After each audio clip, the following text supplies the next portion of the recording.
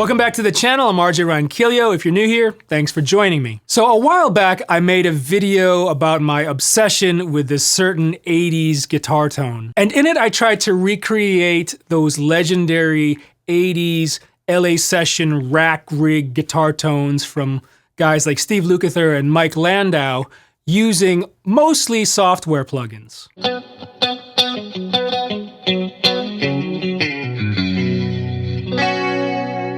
And since I made that video, I kind of wanted the real thing. I wanted to build a huge 80s refrigerator rack just like my heroes. The problem is, all that rack gear and components that are needed to build something like that are just as expensive today as they were back then, and they were really expensive. So I thought to myself, well, I got a ton of pedals, many of which mimic those 80s rack effects. So I figured, let's gather up all of these pedals and try to put something together. And I kind of got a little bit too deep, to the point of routing all of the effects almost exactly how they routed their rack gear, which also meant buying some extra components and kind of MacGyvering things together to simulate that stuff. And I have to give a big shout out to my buddy Mason Marangella from Vertex Effects, who also has some amazing videos on 80s LA guitar tones. But he was kind enough to answer a couple questions that I had, as well as provide me with various diagrams of how guys like Bob Bradshaw routed the rack systems of like Steve Lukather. And for my pedalboard version of this, I actually almost copied exactly the Steve Lukather circa 1984 Bradshaw setup. So here's actually the diagram that Mason was kind enough to send me. This is the Steve Lukather 1984 rack. Before we get started with the routing, let's talk about some of the pieces of gear that were used in these setups and what I chose to use in my pedalboard version. So first, obviously, they're gonna go through some sort of an amp or possibly a preamp. Back in the 80s, it was very common for players to go through some sort of amp head, whether it was a Marshall, a Mesa Boogie, Fender for cleans, and use it with a specially designed load box or a preamp with like a line level out. And this was in order for them to use it with these studio grade rack effects. Initially, when I first started this setup, I was actually using a real amp, my Sir PT100 amp head with a 2 notes torpedo live rack. But the more and more I developed this, I really wanted to keep it in a pedalboard format. I want to make that smaller. Really? Yes. Shrink it, put the hands together.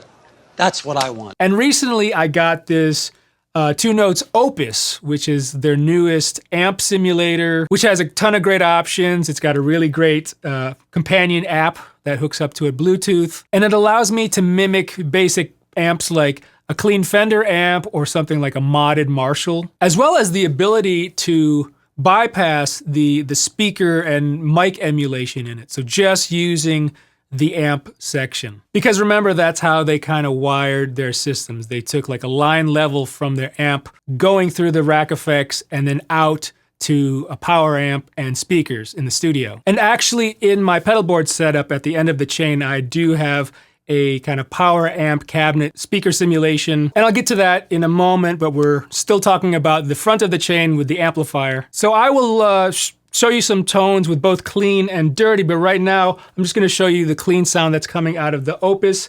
I have just like a Fender clean, really kind of basic, format.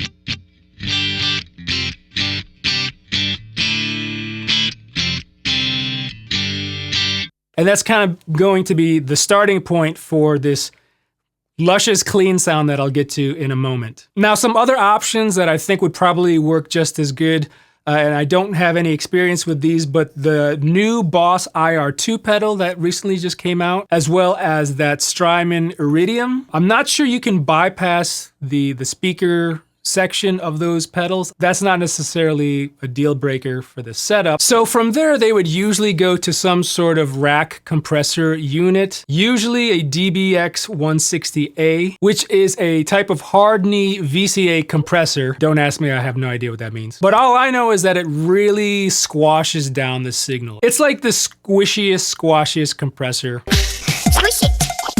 Squish it good. which I think is really characteristic of that 80s clean tone. Specifically when they would, you know, strike a chord really hard, it's almost percussive.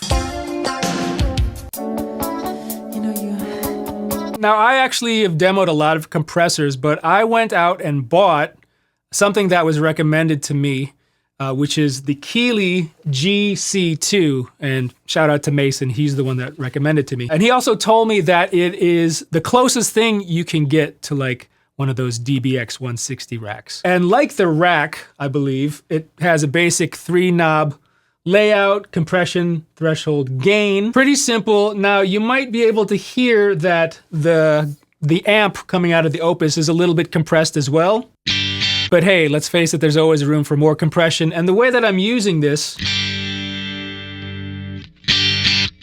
is to squish it down, yes, but also lift the level a little bit. So I have the gain just a little past noon. And I don't know if you can tell on this camera, but when the light turns red, that's when it's hitting the compressor. So I have it just hitting it. It's not slamming it. If I lower the threshold, I mean, that's just like getting super, super squashed. So I have it about noon.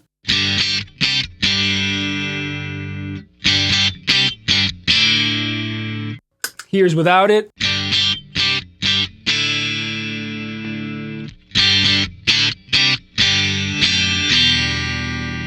Little bit of a difference, but it's definitely getting more compressed. And I did try different compressors, but if you're gonna get that DBX sound in a pedal format, I think the Keeley is the way to go. Okay, now stay with me. We're getting to the cool stuff. But from the compressor, they would normally go into some sort of parametric EQ because, you know, with heavy compression, it usually squashes down the highs as well and kind of makes it a fatter sound. So the EQ was usually used to kind of freshen it back up and maybe add the presence back to your guitar tone. Back in the day, the very colorful Audio Arts 4-band EQ was commonly used. But for the pedal equivalent of this, I got myself a Wampler Equator, mainly because it has all the controls I want, plus more. I really like how it's got specific mid-range knobs, so you can really dial in the mid-range. But basically the way I have it set is I'm kind of increasing some of the mids and some of the highs, as well as turning down some of the bass.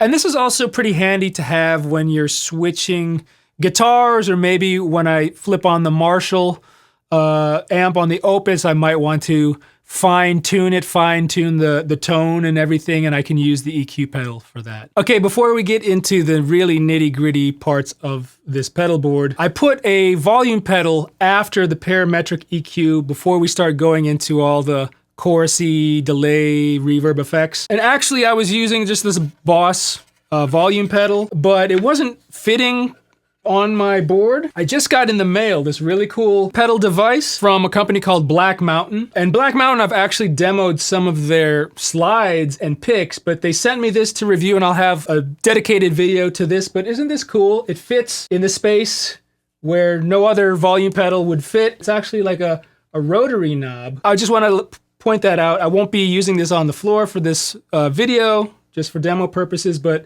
I just want you to see this before I make a video of it. Okay, so from the EQ into the volume pedal, they would go into their first chorus effect. Now, normally it would be something called a TriStereo Chorus. Now, these were rack pieces that were branded either like Ditronics, Songbird, or Dino My Piano. And originally, I believe these were intended to kind of modernize the sound of like an acoustic piano. Many would say that this is an absolute must for that 80s guitar tone, and I would totally agree. TriStereo Chorus, which has 3 choruses in one. You have a chorus on your right side, you have a chorus on your middle, and a chorus on your left side. Not only was it really cool sounding, but at the time it was one of the easiest ways to split a mono guitar signal into a stereo guitar signal, and something that you're going to need to feed the other stereo effects that come later in the chain. Now, as luck would have it, I have a dedicated TriStereo Chorus effect.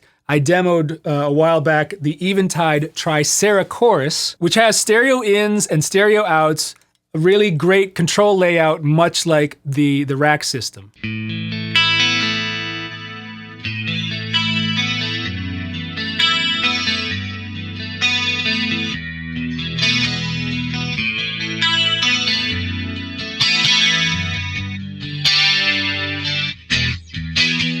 So I have it set to kind of like a standard TriStereo Chorus sound, a little swirly.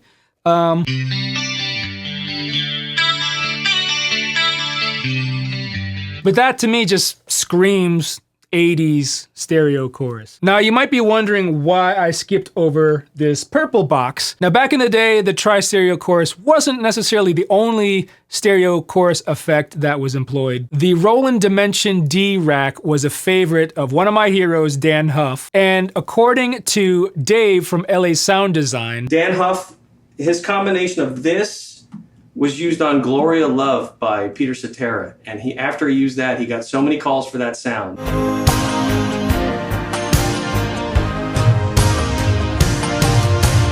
So it's actually a little bit different than the TriStereo Chorus. It's a little more subtle. It kind of has a little more crispness to it, I guess. And it's kind of like this 4-button preset layout. And I bought the next best thing, which Boss put out, the Dimension C, which you can see has, 4-button preset layout as well. But they also have this switch for the authentic SDD 320 Dimension D rack, which I have it switched on to that and preset 4. This is what it sounds like, and I'll compare the TriStereo Chorus to it too.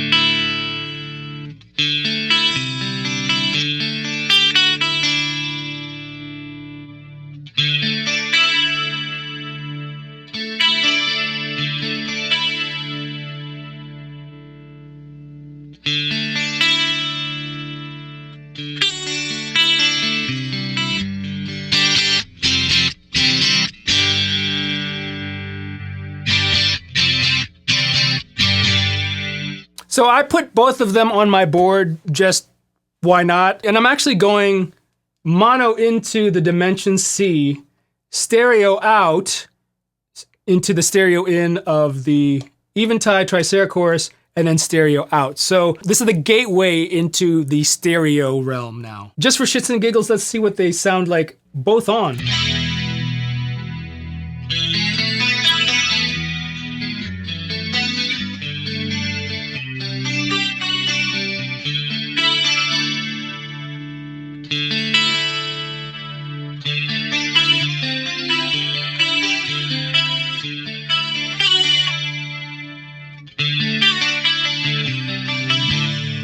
Normally, I would probably choose either or. I probably wouldn't have both of these on at the same time.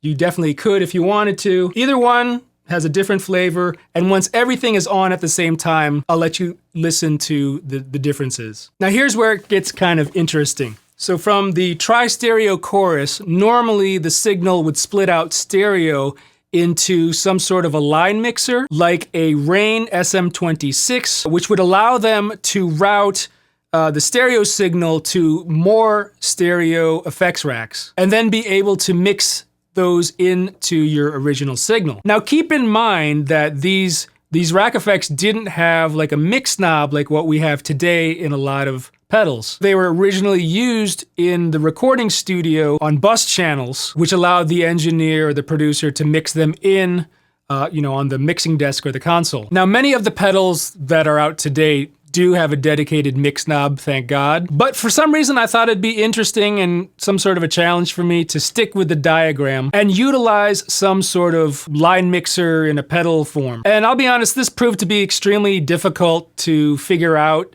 and find a device that would do this. But after trying multiple devices, I settled on this, which is the GigRig Wetterbox. And this allows me to do something similar to that rack mixer, and that is to blend two stereo effects in parallel, meaning, one effect isn't feeding into the other effect. And if you look at the diagram, we can see that they fed an Eventide harmonizer through the mixer as well as a digital reverb. So the Eventide harmonizer or detune effect sounds very much like a chorus, but it's not a chorus exactly. It's actually doing some pitch shifting. Now, I'm not qualified to go in depth on the physics between chorus and detune, but just know that they are different, and when you use them together, chorus and detune, you get this extremely lush and wide sound. So for my detune effect, I'm actually using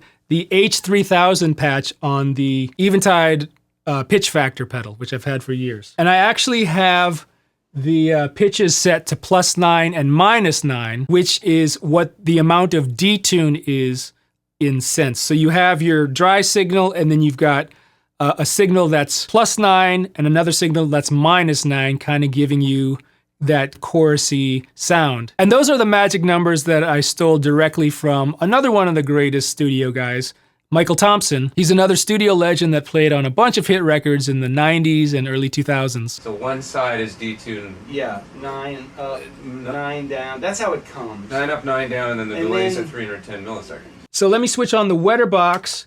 And I have the Eventide. I still have the amp, obviously, compressor, EQ.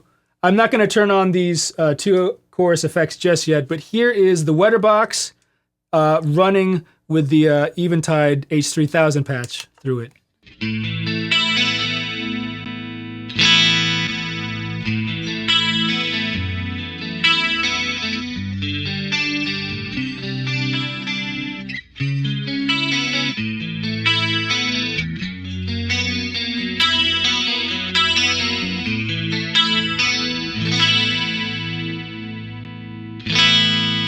Now the magic, well, at least what I think is cool, is they would use the chorus, one of the choruses, with the detune effect. And that sounds really, really cool. So here is just the detune, and then I'm going to switch on the TriStereo Chorus.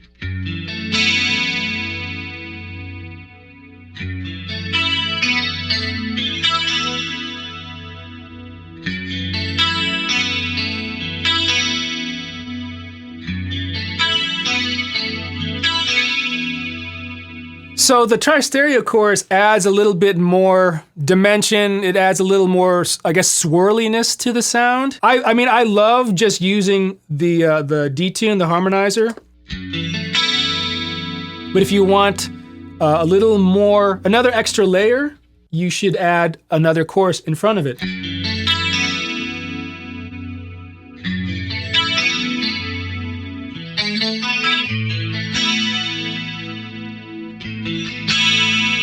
Let's try it with the dimension.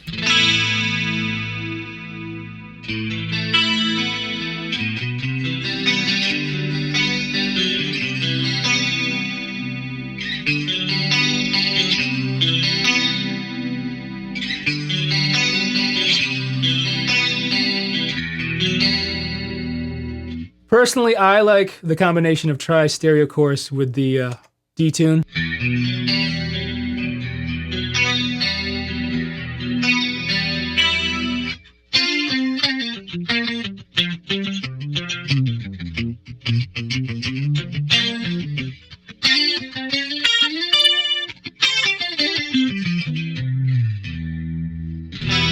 If you don't want to get this big Eventide pitch factor, Eventide actually makes a dedicated micropitch pedal, which has a similar size and look and control layout as the Eventide TriStereo Chorus. And by the way, I don't know if you noticed or if you knew, on the Eventide TriStereo Chorus, there is a knob labeled detune, which I believe adds, a little bit of the detune to it. For me, I like having it separately. Like I said, I'm trying to do a one-to-one version of the rack routing. The other effect that I have running through the wetter box, much like the original diagram, is a digital reverb. Now, with the digital reverb, I didn't go super nerdy on it. I just wanted to make sure I had some sort of a stereo reverb. For this, I'm using the Source Audio Ventris set to a Hall reverb.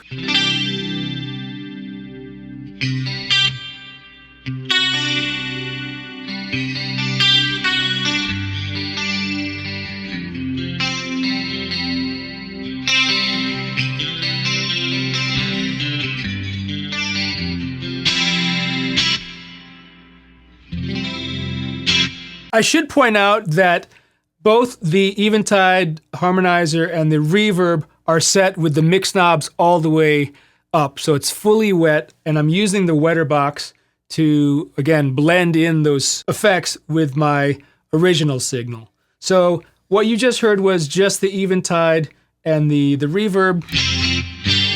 Let's put on the TriStereo Chorus.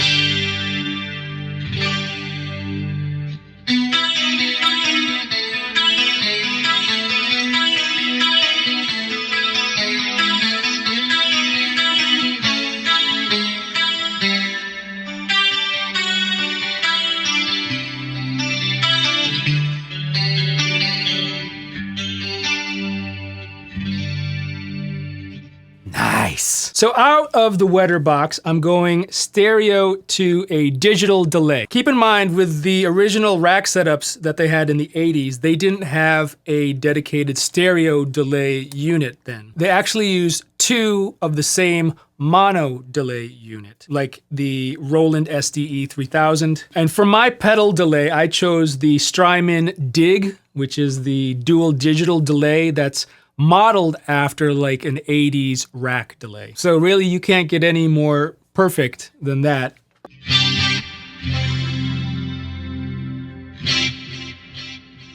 It's kind of panning left and right. Hopefully you're hearing with headphones or, you know, nice stereo speakers.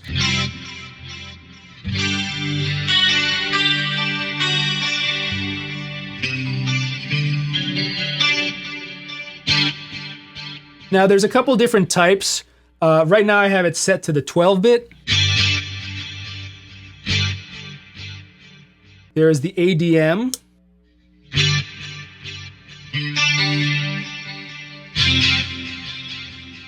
And then 2496, which is kind of like a really high fidelity.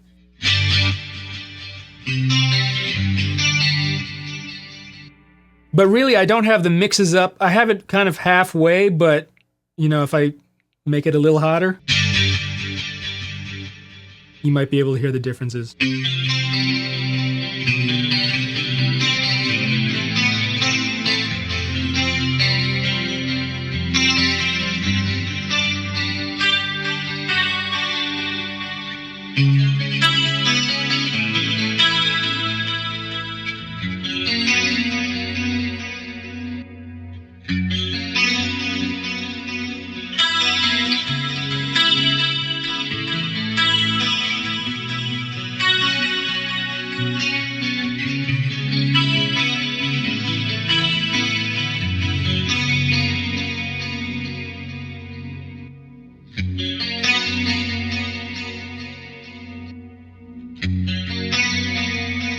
.12-bit is fine for me.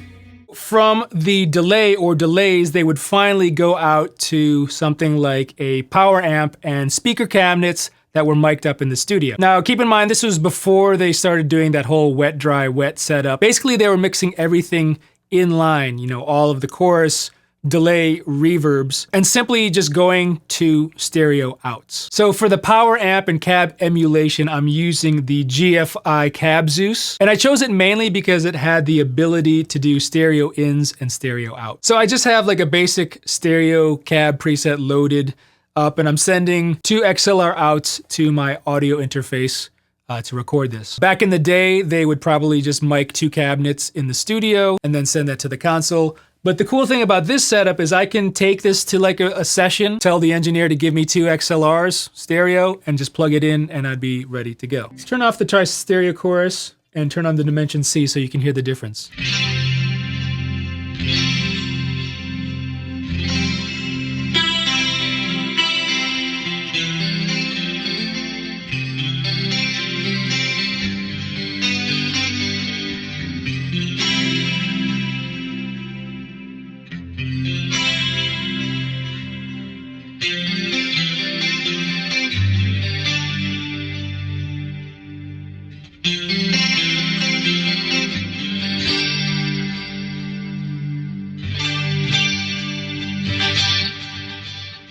Okay, as promised, I'm gonna let you hear like a dirty sound running through these effects. So I'm gonna switch to my Marshall preset.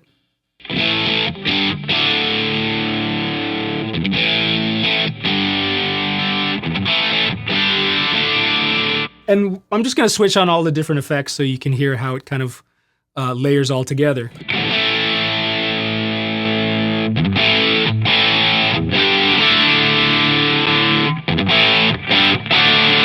Actually, we don't need the EQ right now.